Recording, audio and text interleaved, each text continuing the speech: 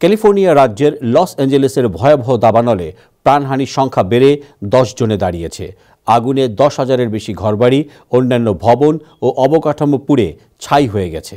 দেখা দিয়েছে বিদ্যুৎ বিভ্রাট, জারি করা হয়েছে কারফিউ, লঙ্ঘনে কারাদণ্ডের কথা বলা হয়েছে।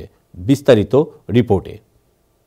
ক্যালিফোর্নিয়া অঙ্গরাজ্যের লস অ্যাঞ্জেলেসে দাবানলে মৃতের সংখ্যা বেড়ে 10 জনে দাঁড়িয়েছে।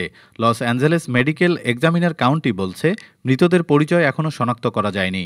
বৃহস্পতিবার রাতে তাদের এক বিবৃতিতে বলা হয়, শনাক্তকরণে কয়েক সপ্তাহ সময় লাগতে পারে, কারণ দাবানল পরিস্থিতি এবং নিরাপত্তার উদ্বেগের কারণে মেডিকেল পরীক্ষক বিভাগ যথাযথভাবে কার্যক্রম পরিচালনা করতে পারছে না।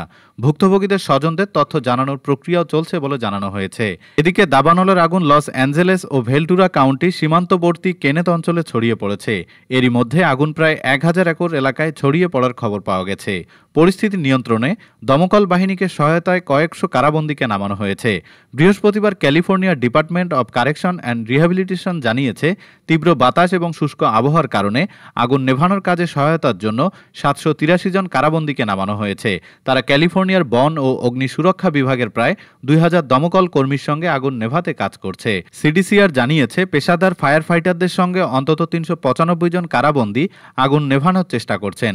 ক্যালিফোর্নিয়ার দাবানল নেভানোর কাজে যে বাহিনী আছে তার প্রায় 30% কারাবন্দীদের নিয়ে গঠিত। যদিও বন্দিদশা থেকে মুক্তি পাওয়ার পর তাদের ফায়ার ফাইটার হিসেবে আর চাকরি দেওয়া হয় না। চলমান দাবানলকে আধুনিক ক্যালিফোর্নিয়ার ইতিহাসে সবচেয়ে আর্থিক ক্ষতিসাধন করা দাবানল আখ্যা দিয়েছে একুয়েদারের প্রধান আবহাওয়াবিদ Jonathan Porter. Desk report, time television, New York.